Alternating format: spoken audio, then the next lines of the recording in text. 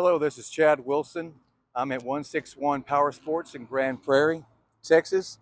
I want to take a little bit of time to speak about a 2011 Kawasaki STX 15F.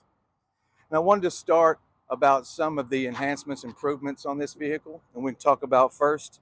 On the trailer, we have all of the bunk boards have been replaced and the bearings have been taken out and repacked, and it has a brand new tire less than 2 weeks old. Also, on the motor, we have all brand new points, plugs, starter, battery, and it has been checked out by Kawasaki in Arlington, Texas. Now, to go on a little bit about some basic features and maintenance with the vehicle. As you can see here, there are some brand new, these are buoys that are designed specifically for a watercraft, and they hook on the front and the back to protect when you actually tie the vehicle to a dock or any other stable platform. That way the actual body of the vehicle will not slam into the dock and damage it. Also, we have two tie-off ropes. They connect at the front and the back of the vehicle to help stabilize when you want to tie off. And also, we do have an anchor. Say that you want to just have a little relaxing time when you're out on the lake and drop it and do a little swimming, you have that ability. Let's sort of step around here and talk about some basic features that are available. Now, obviously, we have easily accessible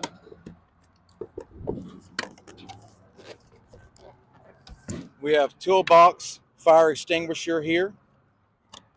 Under this second, we actually have the motor and all of its components.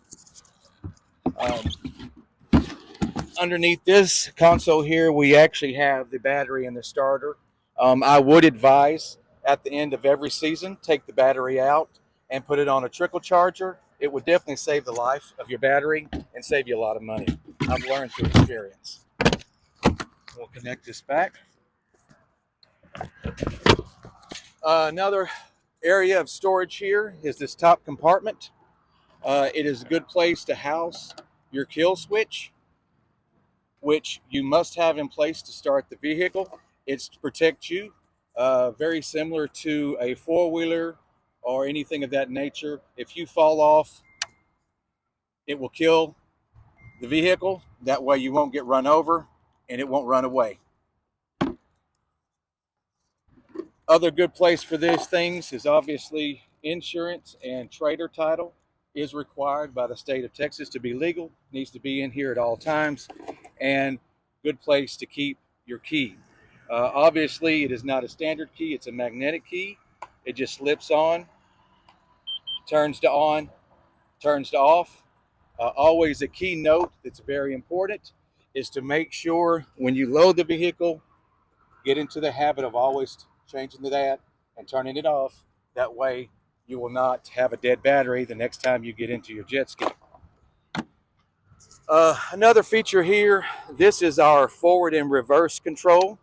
You just simply squeeze, push forward for reverse, and we can show that when you put it in forward, this sort of cover raises up, allows you to move forward. When you put it into reverse, it closes. Also, a good thing to get into is to make sure this is down when you're traveling in case anyone, Lord forbid, hits you. It protects all your vital parts. It is a lot cheaper to replace this than it is to replace the jet. Other things that are important is your front up here. This is your big storage area. It is where I would keep your buoys, your anchors, your ties. It's also a good place to store a small ice chest or really anything that you might need. Another thing that's actually pretty important is we have an actual port up here. What this is designed to do is obviously jet skis are designed to be in the water because they have an intake at the bottom, and they do not have a radiator. So what this allows you to do is to actually connect a water hose and turn it on, and for a very small limited time, probably no more than 2 minutes, you can actually crank the jet ski, make sure the battery's in good shape, make sure you don't have any mechanical failures, and then you're good to go, because no one wants to be out on the lake, on the ramp, and find out there's a problem. I learned that the hard way. So, advice for you. Some other things that are pretty standard. Um, Obviously, this unlocks and locks and hooks to the front of the actual jet ski. Is what you lead it out once you put it into the water, and you hook it and sort of bring it in snug. You never want to just slam into this ball right here, but this also keeps it secure. When you're going down the road, we'll see the straps in the back, but this stabilizes the front where it doesn't damage the hull of the boat. Let's go ahead and look in the back real quick. Um, some things that are always very important back here. When you bring your boat on, make sure that you do not have the actual throttle, the actual speed assembly down here on here. It can actually pop this out of whack, damage it, and you'll wind up having to replace it. Also, other things that are important is make sure that you always, if you open these valves, which there are one on each side, if you open these up when you're coming out of the water to drain any excess fluid that you might have in the hull, make sure that you always tighten these back. These can easily, with wind, break off or allow you to sink the jet ski the next time you put it in the water. So it's always wise to make sure that these are secure and tight and in place before you ever get out of the water or put it in the water. Other things that are necessary, since jet skis are lighter than inboard boats and very similar to outboard boats, you need to make sure that you strap these down on the corners to each side.